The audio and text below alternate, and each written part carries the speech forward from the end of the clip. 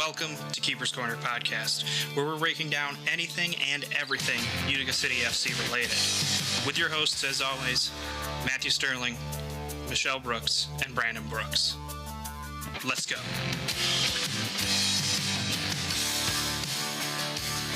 Hello, everyone. Welcome to another edition of Keeper's Corner Podcast.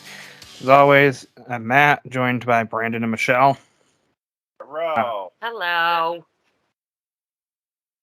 Folks, we may have a problem here, and that is Utica's start to the season being a continuation from what we saw to end the 1920 season. I'd like to keep the same kind of thing that we did last week, Brandon. Seemed to work well. Do you guys have your stat? But now we have Michelle. Ew. Do you guys have your plays You? that change the game? Absolutely. Oh, we're getting right into it, huh? Yeah. let's You. Okay. So, well, before I just have to say one before we get into that specific, going specifically overall. You're touching me. That was. I'm gonna say this first and foremost. Baltimore was a better team in that game. End of story. It was a dumpster fire. Like, they played better. Hats off to them. They did a damn good job. It wasn't like the last one where it felt like a dirty game because of all the penalties, and I only say dirty game because there was so much whistle blowing. Honestly, like the whistle went off every 30 seconds. This one was much more clean, and plain and simple, Utica got outplayed. You want to know how much cleaner this game was? If I you didn't look add, at the stats. you know how much cleaner this game was? This isn't my stat that tells the story, but combined, Utica and Baltimore had 17 common fouls. Huh. In the previous game, Utica had 21 alone. Yeah. Like, it was a much cleaner game on both sides. And I mean, we had Nelly scored. we had one blue card. Or no, I'm sorry, we had two blue cards. Because we had two power plays, which leads me into my play that I think changed the game, was the fact that we wasted not one, but two power plays. Did nothing with them except for play footsie and pass the ball back and forth. Now, the first 30 seconds, I was fine with it. And the reason being is I could see that they were trying to wear them out in the front line. They were trying to make them run back and forth and keep up with them passing the ball back and forth. I got that. But you can't do it for 2 minutes and expect nothing and expect something good to happen. No. If I remember correctly, it was Moy to Bordeaux. And Christian. Bordeaux to Moy. And once in a while they threw in Christian. And I understand you're trying to make opportunities. Loop-de-doop. But eventually you got to pull the trigger. You got to try. You got to try and take the shot regardless of whether you think it's an opportunity or not. It may be one, you just don't see it. Just got to rip it. because at that point, when any team, even Utica, is defending the power play, it's a 2-2 zone, basically. Yep. And they didn't do anything to get into and probe that zone until over a minute had passed by, almost, it felt like. And at that point, Baltimore had cleared it at least once over to the other side. Yes, Michelle. Can I just say it was really great watching Moy blast Dos Santos in the face when he had his his one shot on goal. Oh, the one goal in the face. In the face! It was in the first quarter. Absolutely, just bam, right in the face. I mean, personally, if I had to pick if it was going to be my favorite play, it would have been that one. It was that. Not because somebody might have been hurt, but just It was literally a punch in the face for them. I love it. Not because somebody was hurt, but because somebody got punched in the face by a ball. by a ball. Sorry, I couldn't help it. Sorry That was a very what's the word I want to use? It was a very You were enjoying the Schadenfreude. Sure. I was going to say it got the crowd riled up. It got the crowd absolutely really into it when it went ricocheted off someone's face and gets followed up into the goal. Like that's amazing. It's just German for pleasure at the suffering of others. It was fantastic. Fair enough. Yeah. Michelle, your play that changed the game. To me, it was when Andrew tipped that one goal into the goal. That weird shoulder one from Shearer, I think, that made it 4-3. Yep, when Andrew was just like, hey, let me just get a finger on this. Wait. I mean, there it goes. I know what he's trying to do, though. I know what he was trying to do, and I love Andrew to death. What? Because he was trying to punch it out. He was trying to punch it out, and it just didn't work. It just got a weird bounce off the wall and then off of Shearer's shoulder blade, and then... I was surprised he didn't almost punch himself in the face. That would not have been good. No. Yeah, I think he stopped himself from punching Shearer in the back of the head. Yes. Yeah, I definitely think that was... There was a lot of frustrations. Frustrations were running high in that game, you could tell. Yeah, at that point, as things had shifted, and that was their third goal in a row. Yeah. Which I just want to say that, unfortunately, third quarter curse is back in full swing. Mm-hmm. Just because we gave up 3 in that one quarter alone. Honestly, I think it was the second half curse. I'll be frank with you. I'm also just going to throw this out there. It was really fantastic watching the two Utica guys start to run down the field with the ball. I don't know who it was. I know Nate was one of them. And then they just stop running. So, I know exactly what she's talking about, but I don't. She's having the same problem I have. I actually went back and I tried to look through the footage to see who it was. Mm-hmm. But it was 2 of our guys running almost parallel. With the ball? They were chasing after the ball. It got cleared, and they both were running after it. And all of a sudden, they saw one of the other Baltimore guys was coming up to it, and they stopped. And personally, I really believe that either one of them, or at least one of them, could have beaten them to the ball. But I mean, first quarter, they were hungry. You could see they were hungry. You could see they wanted it. They were after it. They were playing hard. After that, gone. They played well the second quarter, and then the third and fourth, it was gone. The drive was gone. It was painful. And it was just, as a fan, it's really hard to get behind. Oh, absolutely. And it was really, I'm sorry, I'm going to save this thought until after Matt tells us his play that changed the game. No, he's not allowed. No. I was going to mention the Max Ferdinand goal on the restart right before the half. You're talking about the one that Andrew was out of the goal? No. Well, yes, because the ball was clearly coming across to him on a restart. By the rules of the game, on any restart, there's supposed to be 15 feet of clearance between the ball and the defender. Raymond could have asked for it, absolutely. But the official, who had set the ball and then turned and started running towards his spot in the corner, blew his whistle to bring play live while he was looking away from the play. Yep. That is the one glaring officiating issue that I saw in this game. I think I saw missed blue cards both ways. They're 50-50, could have been blues. But like that one it was what put Baltimore back. I don't want to say back into it, because at 2 goals down, you're not out of it in this league. Striking distance. But it was it's striking distance, and it's a gut punch with 30 seconds to go before the half. Gut punch for us, but a motivational tool for them. Yes, buoys them into the half. Like Utica, you're feeling good. You got a 2-goal lead. You're heading into the half. You're at home.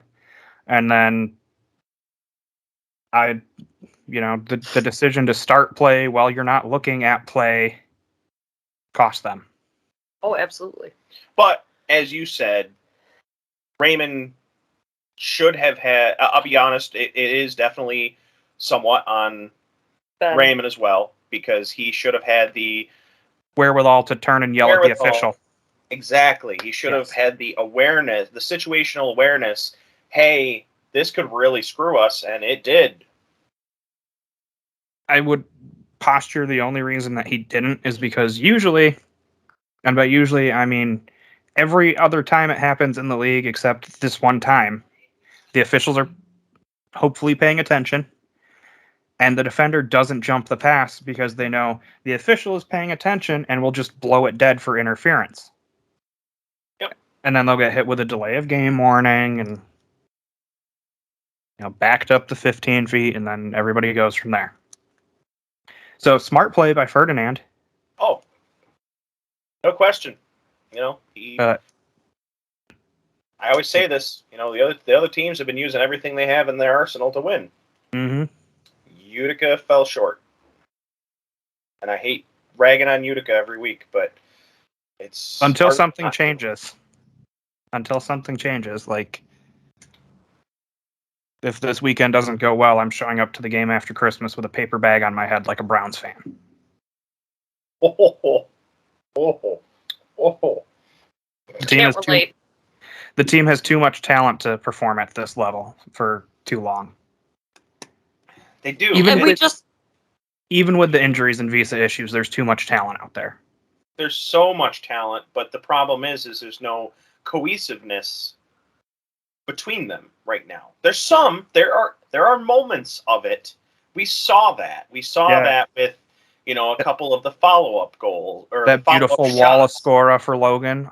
Yes, running into the middle of the defense, unguarded. And so, what I've mentioned before about the fact that it felt like there was no drive.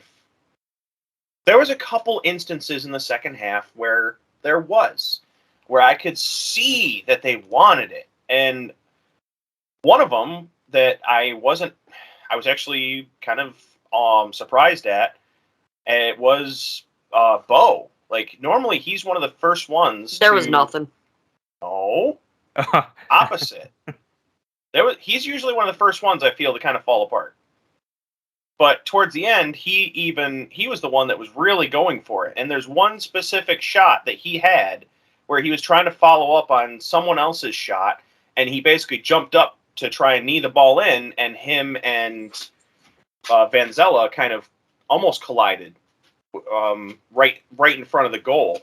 Vanzella ended up getting it. He went for the ball just as much as Bo was going for it. So, again, good on him for playing the ball hard, but unfortunately for Bo, he just, he played it better, but he was still showing drive. He was still trying.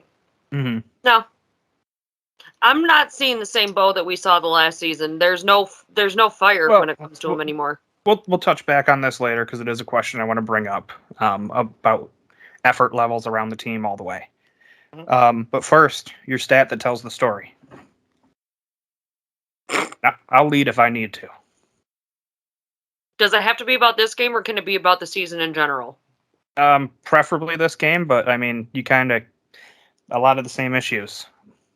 We've been outscored in the last two games that we've played 14-4. I don't know if that's a defensive issue. I don't know if that's a goal issue. I don't know if that's an offensive issue. Again, like what Brandon said, I don't know if that's a cohesiveness issue. It's a finishing issue. We have almost 70 shots on goal, and we have 4 finishes because they're getting blocked because they're taking bad shots with the defender in the way, or they're getting saved because they're easy shots that aren't tempting the keeper or aren't testing the keeper's ability.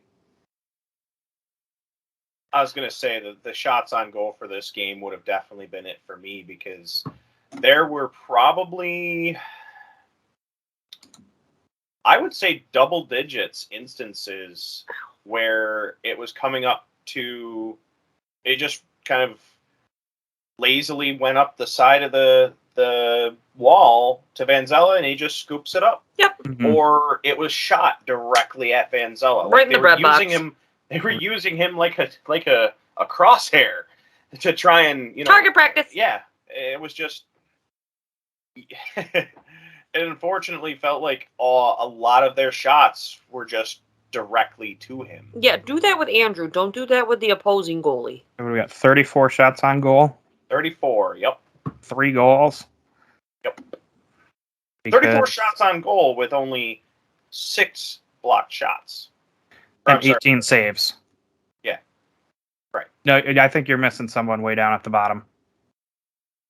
Yeah, 1, 2, 4, 6, 7, 8, 13 blocked shots because Dos Santos blocked 5 of them. Yeah. One with his face. You do what you can to do what you can. I don't think he meant to block that one. Doesn't matter.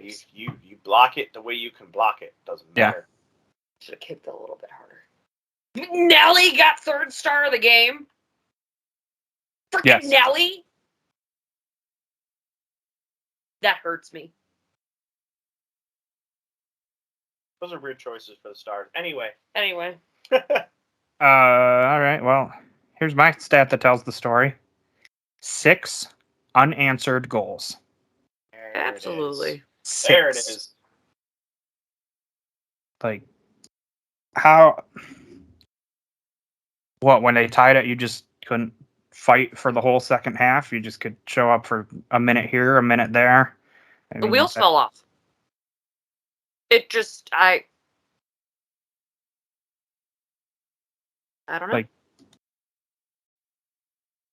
I mean, at least in Florida, it was 3 unanswered and then 4 unanswered, or vice versa. There was a little fight back, even if it came way too late, and then never showed up again. But you had the lead. You just squandered it, and then everything. I mean, the wheels fell off. There was the one point that they just sat there and played patty cake. Twice. Mm-hmm. Yeah, I think that one that one pretty much tells the whole story. I mean, 6 unanswered.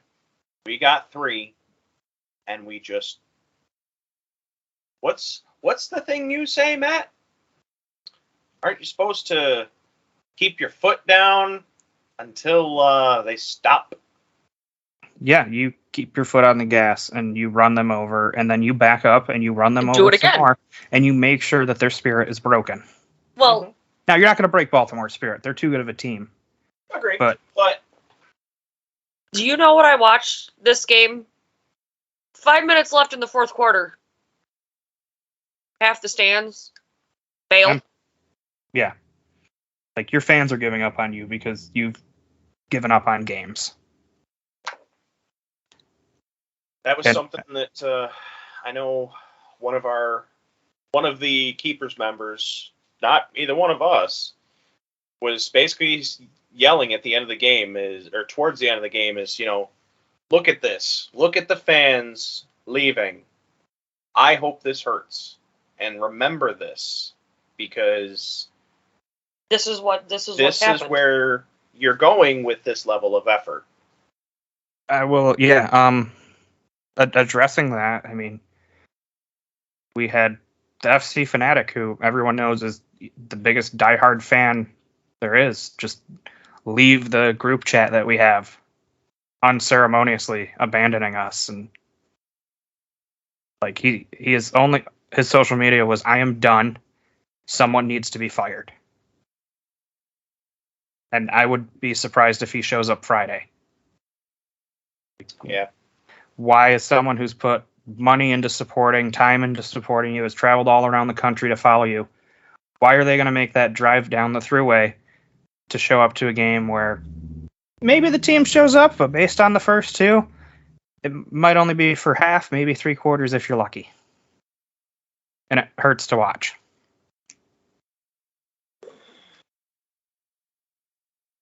because the only one who showed up that whole game was basically Moy and Logan. I playing said on the last episode I wanted to see more Logan, and we saw more Logan. Yes, we did. And he looked good. That boy can really pour it on when he wants to. Obviously, the injuries, Slav being out with COVID doesn't help. So, real quick, speaking on our last episode, I want to bring one thing up. Okay. One of the things that I said last episode was, when we're down, when we're having issues, what do they need to do? I said they needed to play Tim, just to try and bring spirits up. They didn't necessarily play him. They did, but on Jumbotron. They played him on the Jumbotron, and honestly, I commend them for doing that. That was literally perfect. That was I don't know if anybody from the team listens, but that's the kind of stuff we needed. Like, he at least drove up the energy level, not for long, because there wasn't much to honestly cheer for at that point, but you tried. And that, honestly... Even on the broadcast, rewatching it, you could hear the crowd just begging and dying and pleading for something to happen to let them explode and get loud and stay loud, and it never came. Because you can play all of the get loud things. You can play all of the... Everybody clap your hands. No. You can play that stuff all you want. But the thing is unless there's motivation for us to do it, for us to get behind the team, like, it's kind of a symbiotic relationship. We try and fuel them. They need to reciprocate. They need to perform to fuel us, fueling them.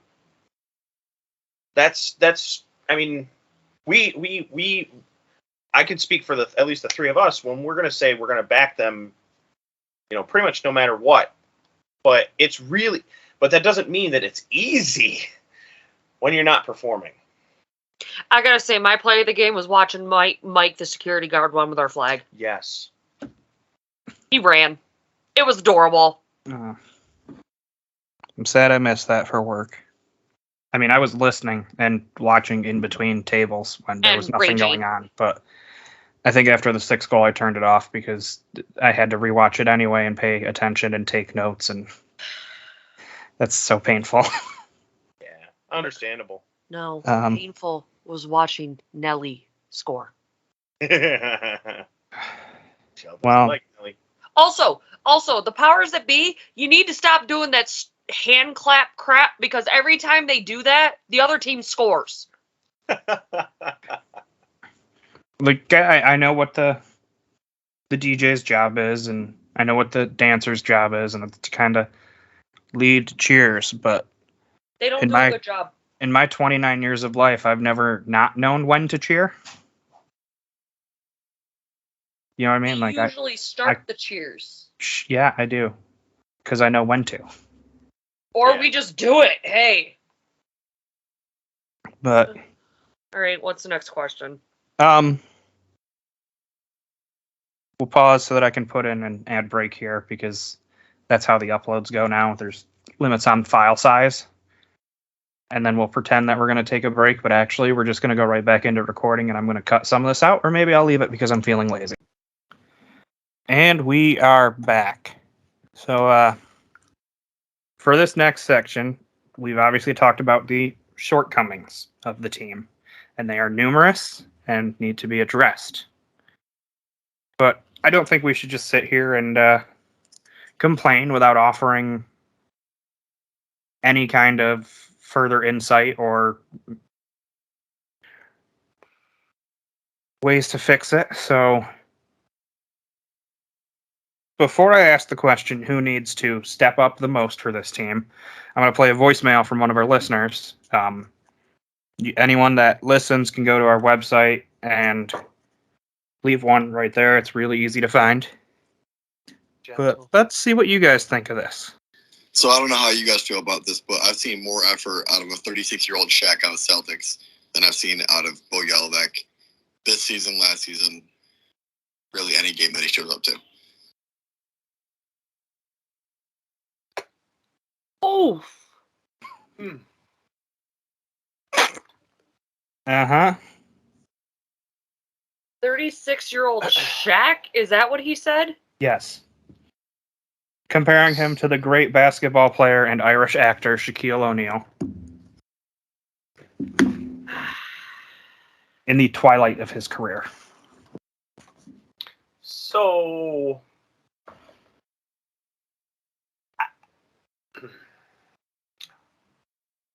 I don't think it's limited to just Bo. No, it's not. No, they've checked out. A lot of them check out when things get tough, which makes me question the mental fortitude of this team. I said it last time, and I'll say it again. If Bo checks out, everybody checks out. Right. And same thing goes, Bo and Nate. Nate less. Nate doesn't check out nearly as much, but Bo. Nate's the level-headed. Nate's the level-headed leader, but Bo's the emotional. Yes. So with that, I don't agree with them. Or I'm sorry. I don't disagree, is what I meant to say.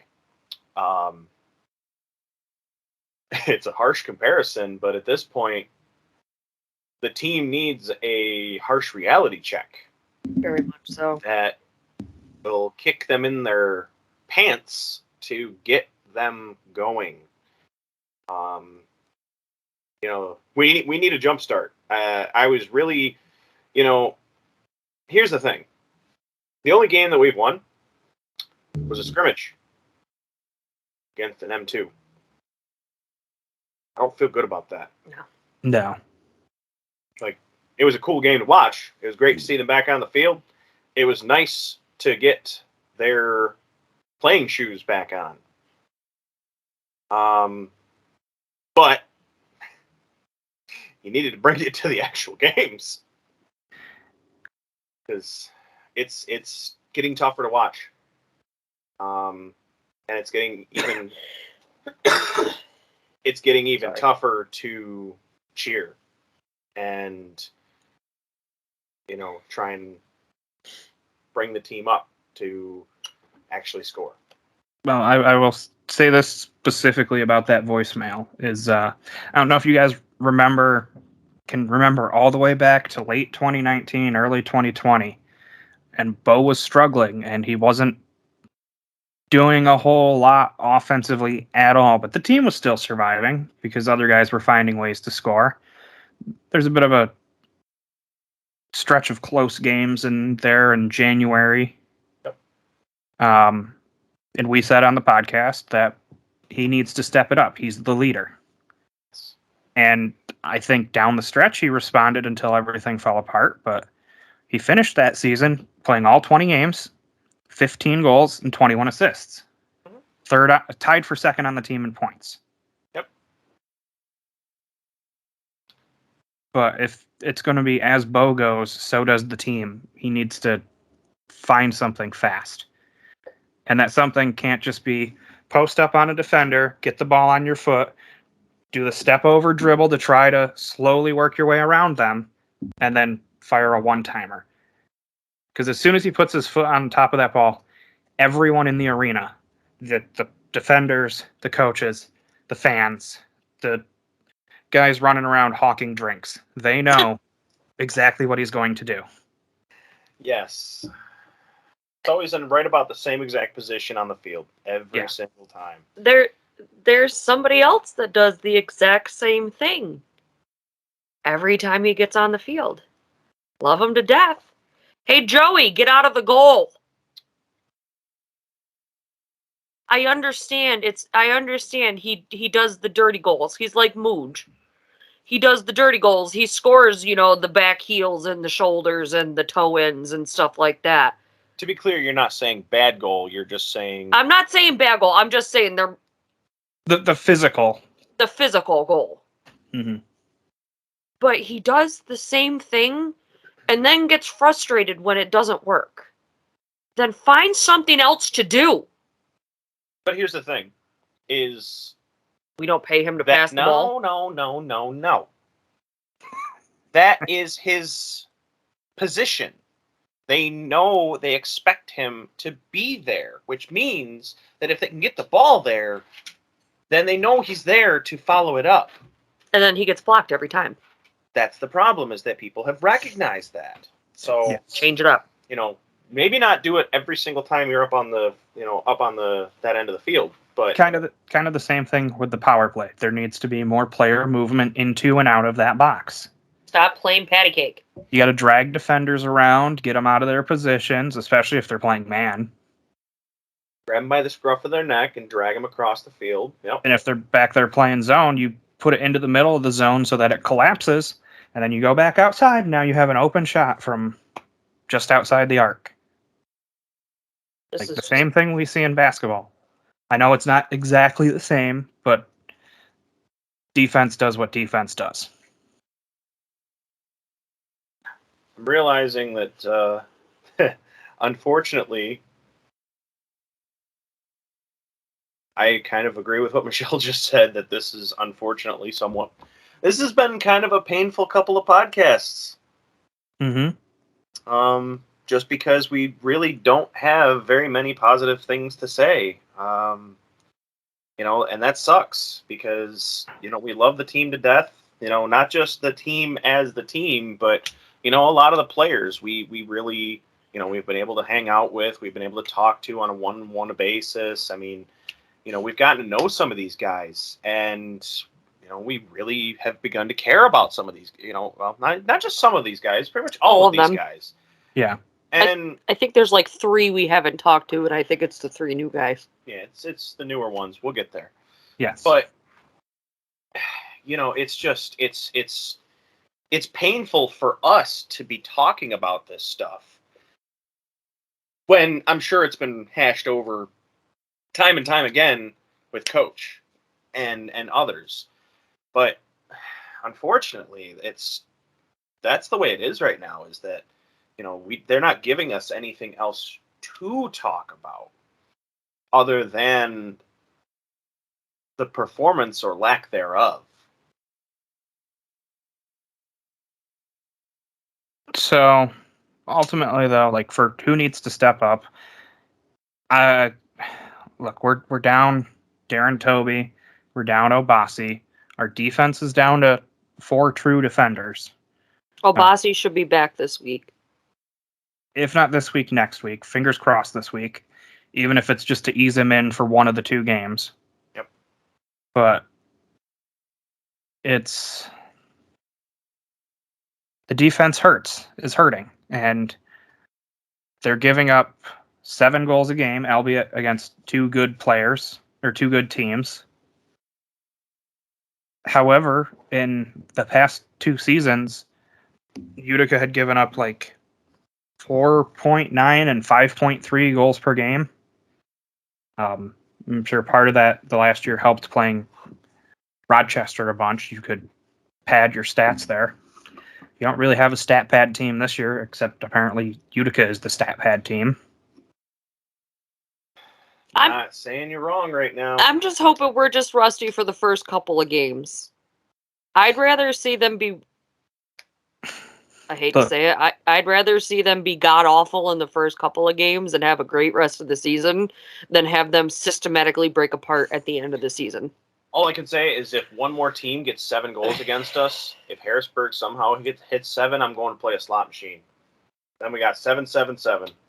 Oh, I've been doing fine on slots and gambling. My luck's going great. The team's is not. Like, we'll give them some. I'd love to. Just don't cut off my foot. It's not a lucky rabbit's foot. I'll just drag you with me. But so defense is hurting. The Absolutely. entire offense needs to step up. Like, you got all-stars on this team. You have all Massel players on this team on offense. You have Moy, who I think played fantastic this past week coming off injury. I hope we see more of that. Yes. But Bo, Joey, Slav when he's done with COVID, and Segura are all 40-point players, and they've combined for 30 to 40-point players depending on how much they're used in the offense, and they've combined for 0, no assists, no goals. A lot of hand flailing though. Bring your finishing shoes. Stop just rushing your shots. I can't tell you how many of those shots were just like, you guys are professionals, but you look like me out there with your foot-eye coordination. Oh, close, but it's now just kind of skimming off your foot and going nowhere instead of getting directed in. It's a field goal. No, it was like the Bills in that, what was it, 95 Super Bowl, was it, where it went wide to the right and then misery happened for the next 3 years? I don't know, Michelle, was it? I know they lost 4 in a row. I know the first one was wide to the right. And then they lost the other 3. She's the football expert. Not really. I'm just the New England You're the expert. football expert compared to me. I think. Sorry, go ahead. I was just gonna say, so for you guys, who needs to step it up? For me, it would be easier to say who doesn't. Yeah. Yeah. Yeah. I can think of 2 players that don't. 2. Boy, after that, if he keeps it up after that performance the other night, I mean, yes, he fizzled a little bit, but that's partially, herd mentality. I think it was more like he was the only one with a hot foot, so they just shut him down and focused on him. Yes. Number 2, that doesn't need to step it up, is Jake. Yep. Those 2 have been running their butts off. Jake more so because he's played, both games. But Moy and Jake are the 2 shining stars right now on that team.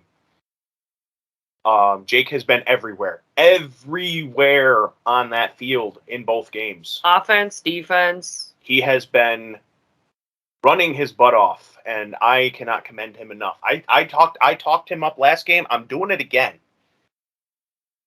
Like, he's been trying.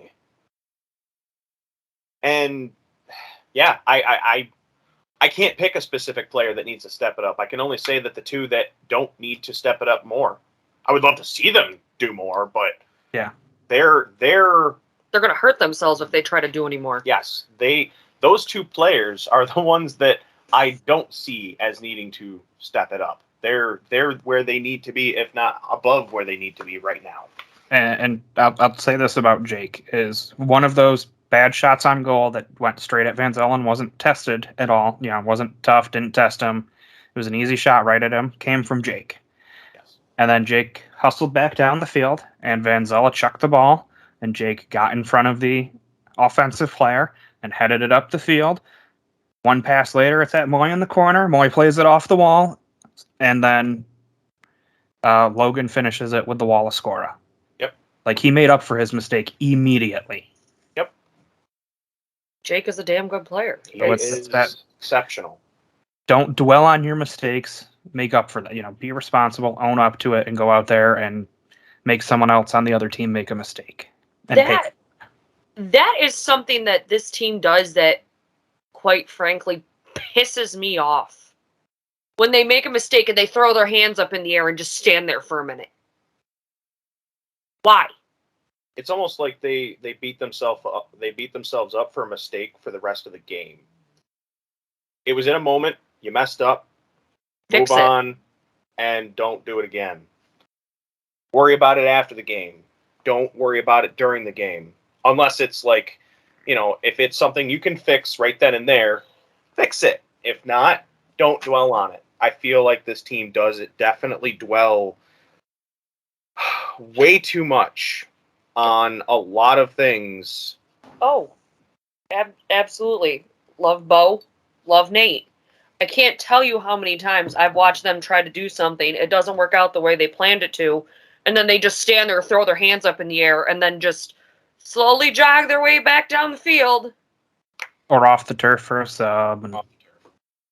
Do you know how disheartening that is to watch? Your captains are doing that? So, Michelle, is it safe to say that you think the captains need to step it up the most? I'm just saying that the only two that don't need to step it up are Moy and Jake. And Tim. Because Tim doesn't get much playing time. Well, neither does Ricardinho or Somo. And, if we're being honest, neither of them would be seeing the turf right now if we had full strength. I'm going to say that the three that have to step it up are Andrew, Bo, and Nate. The leaders. Captains. The two captains and your goalie. Because, sorry, again, love all three of them to death. Throwing your hands up in the air and just getting pissed off over a mistake isn't going to fix it. You need to come back better and figure out how to capitalize.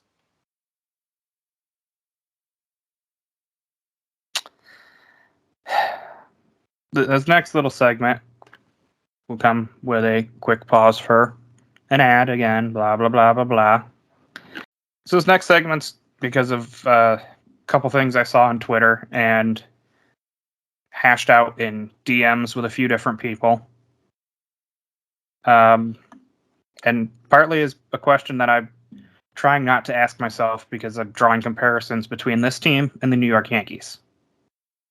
And as Red Sox fans, I'm sure you'll enjoy me talking about how bad the Yankees have been. Can't relate. They underperform with too much talent. They seem mentally weak at times. And in the baseball world and fan base for the Yankees, the issue is pointed very often at the person who is supposed to be leading the locker room, the coach. Now, the Yankees rehired Aaron Boone for more seasons, and I'm expecting a lot more mediocrity from them as long as he's in charge. But we're not talking about baseball. We're talking about the MASL in Utica City. So the question that's been raised is it time to move on from Ryan Hall as coach? And I am very up in the air on this. We've seen 5 straight losses. We've seen a lot of second half collapses. We've seen the team struggle for 3 years now. 2 years and 2 games coming out of halftime. Is he the right guy to lead the locker room?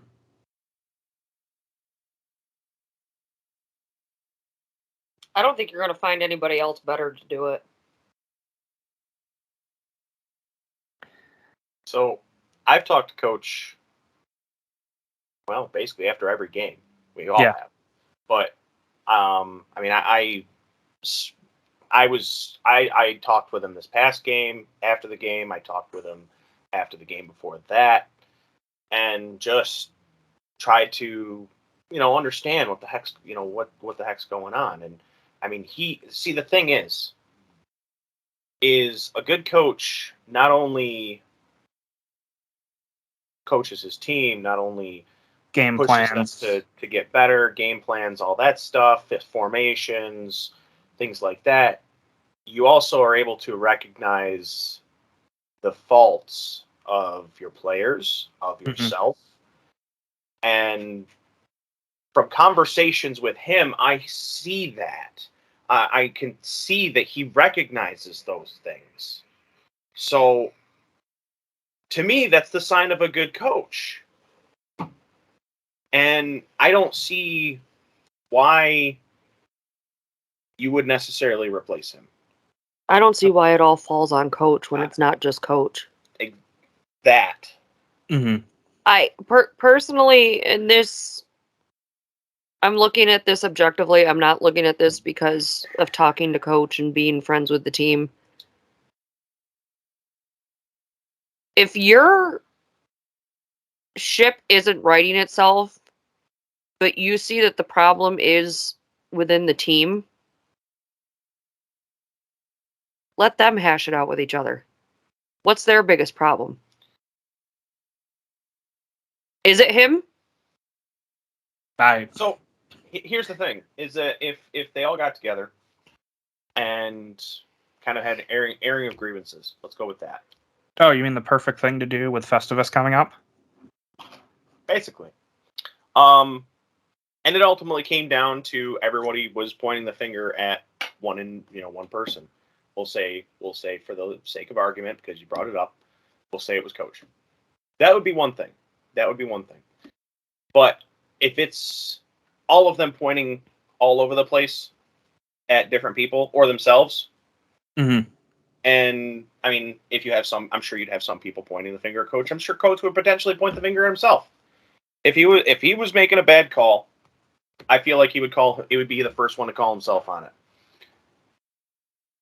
Again, that's I'm not trying to defend coach, but that's my opinion, is that No, and it's fair. It's just, like I said, it's me looking in from the Yankees fan perspective and having a few other people jump at it and be like, no, it's an issue. And I'm like, well, I don't know. Because honestly, I think the injuries and visa issues are the bigger issue right now. Like not having Darren Toby on that back line and Onua Obasi and being able to cycle 3 defensive lines, that hurts. it hurts. Yep. But that's not his that's not his fault. Right. That's what I'm saying. He's working with the tools that he has at his disposal. He's trying to utilize them to the best of his ability. And it's tough. We're in almost a late season situation right now with at minimum our back line. I mean, this is where I would expect to be playability wise 4 months from now. Not first couple games. All right, I'm going to compare. I'm gonna get all New England-y on y'all folks. I'm out. Please. Shut up. Damn it. Leave that in there. No. Watching this team, to me, feels like you're watching in New England when Mac Jones took over the team situation. They're going to flounder in the first few games because they're trying to learn what the cohesiveness is and where they're all going to fit together, which I understand is going to be rough. It's going to be tough to watch.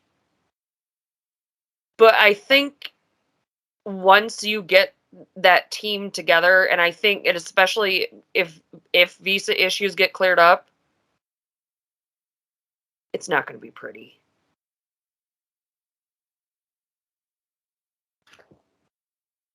Yeah, I mean, obviously, visa issues are a big issue for not just us, but the entire team. I mean, I'm looking at Harrisburg's roster for our preview section, and they have 5 players on the inactive. Now, at least 1 or 2 of them sound like they're U.S. citizens just by name and not clicking and waiting for the website to slowly load, but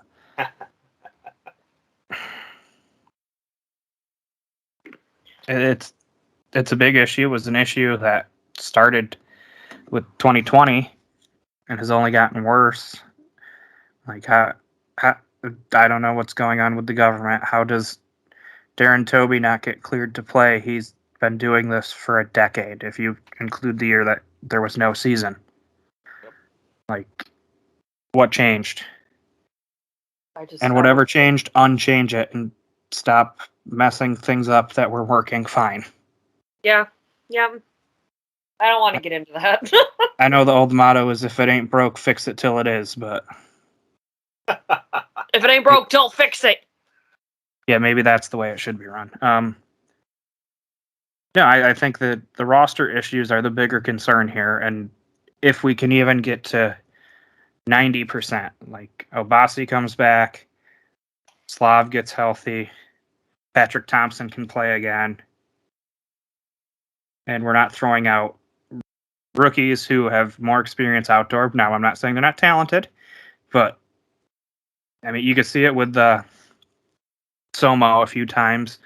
The ball gets away from him because it travels differently on the turf as a different ball than an outdoor ball would. A little body control needs to be learned there, but it's not the same as putting out your veteran lineup. I mean, we've seen more rookies the past 2 games than I think we did the majority of last season. Yeah, we had 10. I'm sorry, I shouldn't say last season. Momo. Yeah, with the exception of Momo. Momo was a I feel, a special case. He was exceptional. Como had trained with the team the year before. Yes. So.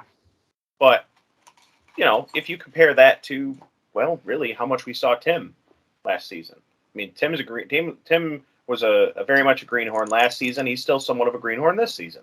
Yeah. We've seen so much more of the rookies than I mean, and that's out of necessity. That's not even, yes. Just... Yeah, that's to have 16 people on a game day roster. You have had to use them. Now, I understand the whole next man up principle. The problem is you can't start out of the gate with it.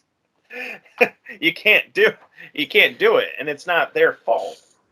It's just, it's not the team's fault. It's not the coach's fault. It's just simply the way it is right now. It's the luck of the draw. They're working with what they have, and it's making it difficult. And it's going to continue to be difficult. If things get cleared up and everyone comes back and these issues persist, then I think we revisit this question then. Absolutely. Agreed. Yes, 100%. But for now, you take these 2 games against Harrisburg, you right the ship, and then you get ready for the 26th when Baltimore comes back. It's my birthday game. Please don't lose. No, you can't even look that far ahead. We have to look at our next game. We have to look at you have to win Friday before you can win Saturday, and you have to win Saturday before you can win the 26th. Yeah, but I'd honestly just like the team to show up Friday night and not look like they're playing their 3rd game in 2 days when it's the other team that's playing their 2nd in under 24 hours. Yep. All right. So that addresses that question. I think we're all in agreement. Leave things as they are for now and then revisit it if things don't get better. Or continue to slide. But that brings us to a brief sponsor pause. And we're back. Folks, we got a doubleheader this weekend. Utica, first Friday night game in the odd for the UCFC. UCFC After Dark edition. It's gonna get weird. Okay, that's weirder than how I was gonna say it. I have a 2-2. That's already weird enough. Still gotta figure out if someone can sneak in the Knights helmet, but I doubt that's making it through the metal detector. it's not going through the metal detector. We're gonna talk to someone on the inside. God. Yes, make them wear it. Yes. While doing their thing. While working. Mm-hmm. Harrisburg comes to town, and then we turn around and play them 24 hours later in Harrisburg at the farm arena there.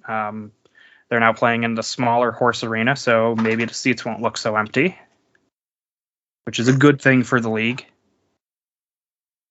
Appearances is everything. I mean, that's really, that's a true statement. Appearances is everything. I mean, if it looks like you have nobody in your stands, even though, you might off camera, then that's one thing. But yeah, it's, appearances are everything. Plain and simple. So, Harrisburg, I don't know how much you guys have paid attention to the roster, but they've had a lot of turnover. On their active roster, they have 9 returning players. Elcom Harris, Elton De Oliviero, Bill, I'm going to slaughter this last name, Wally Kenda, Dylan Hundelt, David Malor, Dominic Francis, Danny DePrima, Matt Brame, and the goalkeeper, Willie B.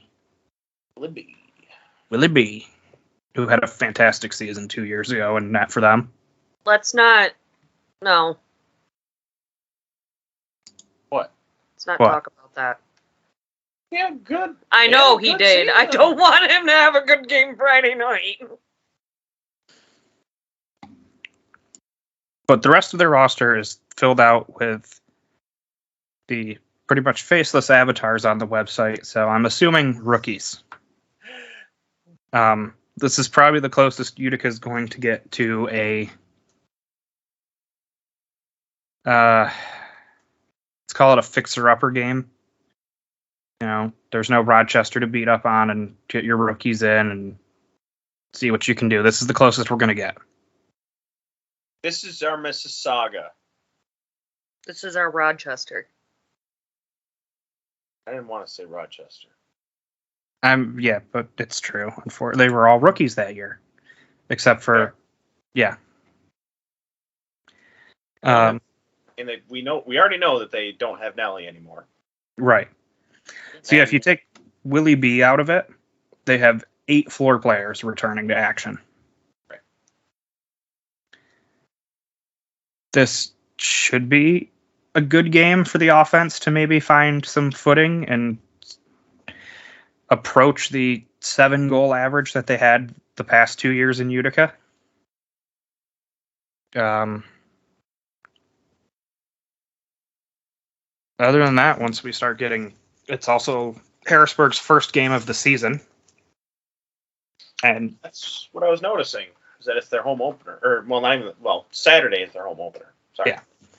And as we've seen so far, the teams that are playing their first game have been pretty much losers if they're going up against a team that's already played a couple games because of the rust factor.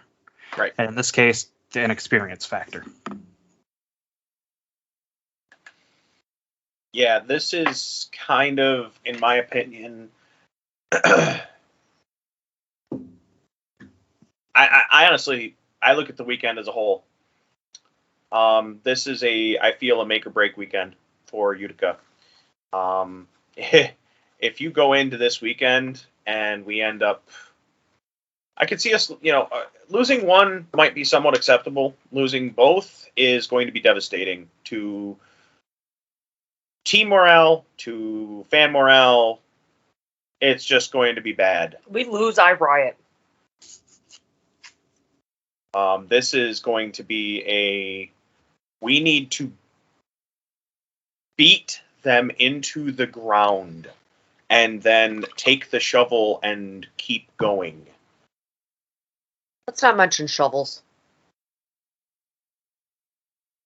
Why? Are we going to dig ourselves a hole? I know what she's referencing. Let's. Yeah, I know. I'm also making a okay. joke. I'm not saying attack the players with a shovel either. Just saying. Just. That would fall under 101 uses for shovels, though. Just keep the foot down on the throttle the whole weekend. Don't let up. I don't care if you get 8. If you're up 8 goals, if you're up 10 goals, get more. Go 20-1. Who cares? Not saying we're gonna get that high, but if we do, I will cry happiness. Like, I might be afraid that we used up all our goals for the next couple games if that happens. I'm just saying, put your foot down and don't let up. Yeah. No, this has to be one where the offense can find the net more than 3 times. Especially at home on Friday night. Yep. Yes. So let's hear your predictions for these games. Nope. No? Nope. I refuse. That's not how this little bit works. We gotta get predictions. Talk to my manager. Baxter? Yep, Baxter. Okay. All right, I'll go first then. So, are we just talking Friday? No, let's get them both. Knock 2 birds, 1 stone. I guess this is gonna be wishful thinking. Or 2 games, 1 prediction. Yeah. So this is again wishful thinking, but if they do what I want them to do, which again is foot on the gas, don't let up, get yourselves a win, make yourself feel good. If they can do that, if they can get themselves going, get themselves riled up, get an early lead, keep the lead, keep going with it, build it, I could see an 8-3 on Friday. Utica. They have the talent, as we've said before. We know they have the talent. They need the cohesiveness, number one. But if they can get going, if they can get in a groove, I could see like an 8-3. Saturday, maybe less so. It's obviously we're going to be a bit groggy. It's going to be less than 24 hours from the last game, where both teams are going to be traveling down to Harrisburg to play again.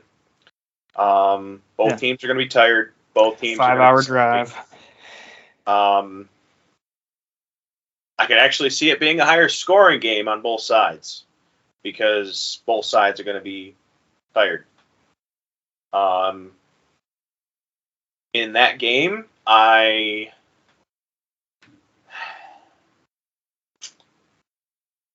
could see 9-6. I'm still giving it to Utica because it's wishful thinking.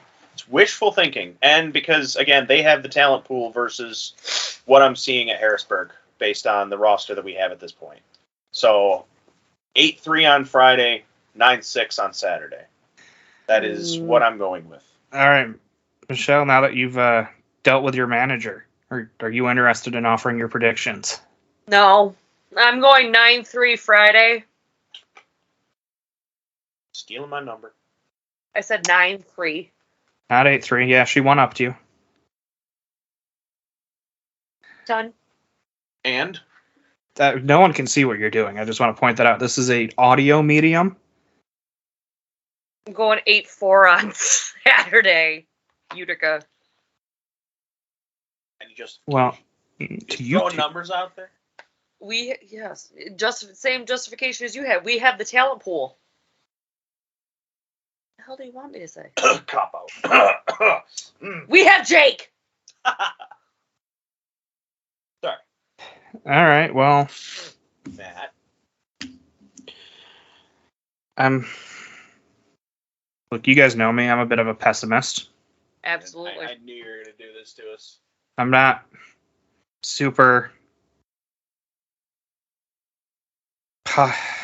confident in anything this team does right now. I'm giving them the win at home Friday. 5-3. Just a little bit more building on offense.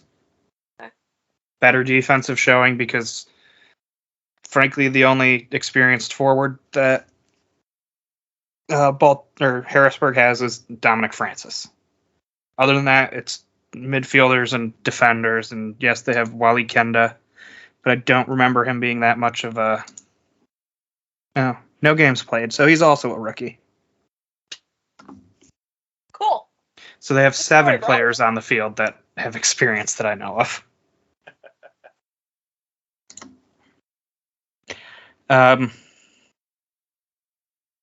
If they get through that game healthy and there's no further injuries, and for some reason someone that's already here doesn't get flagged with the visa issue and nobody catches COVID as it ravages Oneida County at over a 6% positivity rate per day and over 200 cases per day, and things can just go right, 5-4 win on the road. Okay. Close one. Yes. But if we leave that game with any more player losses, even with adding back, I forgot to mention this and probably should have to lead off, announced earlier today that Alan Carventura Jr., fresh off his term with the U.S. national futsal team, has re-signed with Utica. We saw him for 3 games 2 years ago when he scored 4 goals for us over that stretch. He was a good asset. Yes. I know it's a depth signing, but I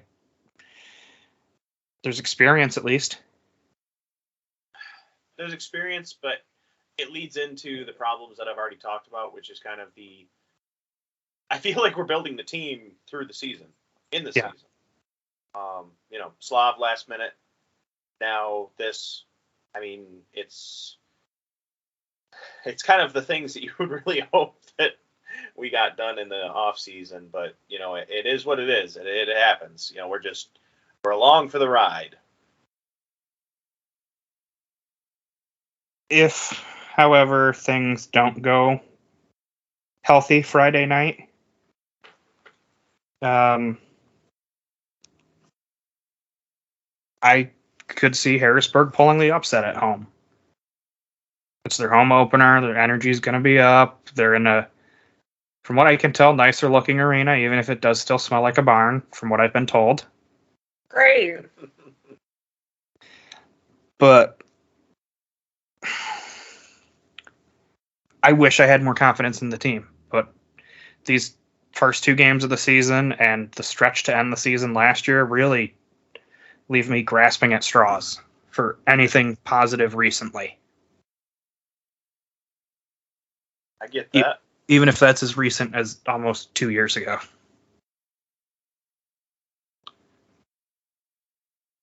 No, Hopefully that's we see some of the most recent data we have. Yeah. Yeah, so let's hope for the best, and I'd really like to come in here next week and have a positive experience talking with you guys that isn't us Absolutely. banging our heads against the desk going, why? I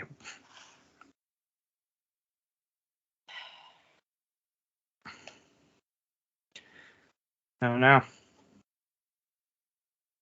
I noticed that we all went with Harrisburg scoring 3 on Friday and 4 on Saturday. Yeah, we did. I just don't see the offense, and if Obasi's back, I think the defense gets shored up. Yeah. Like quite a bit. He breaks ankles, dude. And if they're at home, most teams are a little bit better at home, except for Utica so far this season. God, if they go on the road and they're worse than they've been at home. Oh, I don't want to think about it. But now Don't, Matt, stop. Stop it. Reel it in. It's okay. Let's stop thinking about your Yankees and let's focus on this. I'm not thinking about the Yankees right now. I'm thinking about anything and everything that could go wrong. I'm Murphy Lawing this. Don't do that. Stop it. God, he's biting his nails. I'm not. Playing with his mustache. Back thereof. All right, so I think that's all we have to say this week, unless you guys have anything else. No. I'm done talking about the dumpster fire. I'm done being sad. Give Okay. us joy, Utica. Give us joy. It's the season of giving. Ooh, I do have a fun little thing for you guys. How much are you guys on Twitter? Not every day. Okay. Did you see the little interaction I had with Philly, who does the Around the Massel on YouTube and broadcasts and podcasts for the Ontario Fury? No, I'll have to take a look. A few days ago, I reached out and asked, how's the walk from the airport to the arena in February? I did see that. Yes. And the response was not that bad, about 7 minutes. We can pick you up with Stryker on his ATV. And if I can get all my paperwork sorted and in place in time to go, I'm waiting on an official document before I can actually get what I need to fly now these days. Mm-hmm. But if I get all that and I can go, I'm holding them to that. I want to get picked up at the airport by a mascot on an ATV. Okay, nope. Because when our mascot came out on an ATV, y'all said he was nightmare fuel. Yeah, because he is. A mountain lion is a thing that exists, though, and looks normal. Dragons are adorable. Rat bat. It's the Chupa Devil. That's all right. The Jersey Cobra. I might have told somebody in the organization I volunteer to be keeper to give it some sort of energy. Volunteer as tribute. Dude, imagine me in that mascot costume. No. It'd be a lot louder. I'm not allowed to talk. Don't give Brandon hope.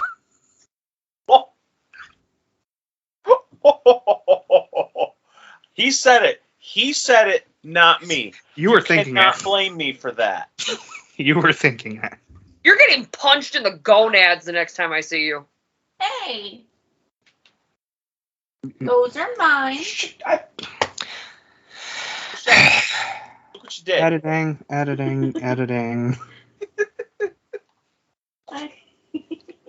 You'll be in the beer garden. I might be safe. I thought you were coming to the game Friday. No, I can't. I have work. Oh. That helmet needs to get snuck in by someone because Kate's stepdad Michael wants to wear it. Not gonna be at the game. Oh, he can't go. That's right. Not until late. I will, if you get it in there, I will wear it. It stinks. I don't Dumbass, give you a must bring crap. that thing I in. stuff air fresheners in there. Oh. That's great. All right. I So shove air fresheners in there. All right. now that I've done all that, and to add to excuse me, add to my editing. Have fun. Our plugs are afterwards, as always, on the outro, so please listen. We appreciate it. I do want to plug the In the Box YouTube channel tomorrow night at 8:30, which, as if you're listening to this on the day that it releases, is tonight at 8:30 Eastern, 7:30 Central. They'll be doing another episode. It's probably the best chance anyone's going to have to pop in and check on our friend Matt Huber and see how he's doing. Nicely, because he's not responding to all the friendly taunting that's been going on. He's in a,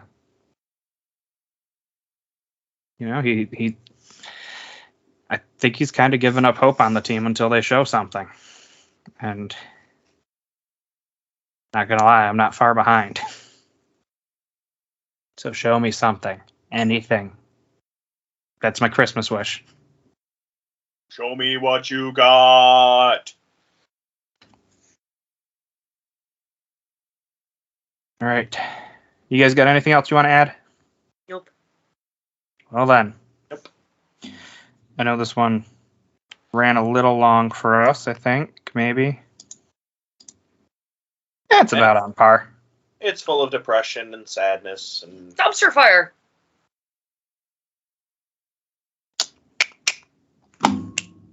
That thing, yep.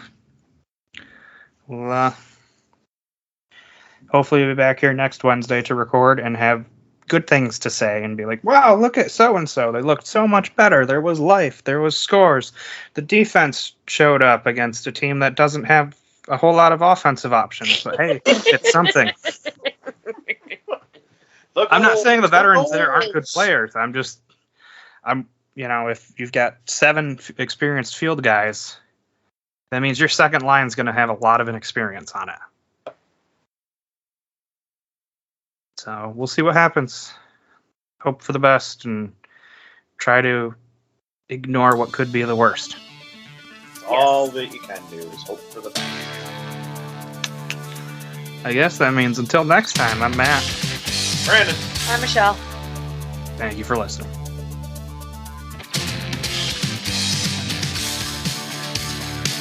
Hey everyone, thanks for listening to the Keeper's Corner podcast.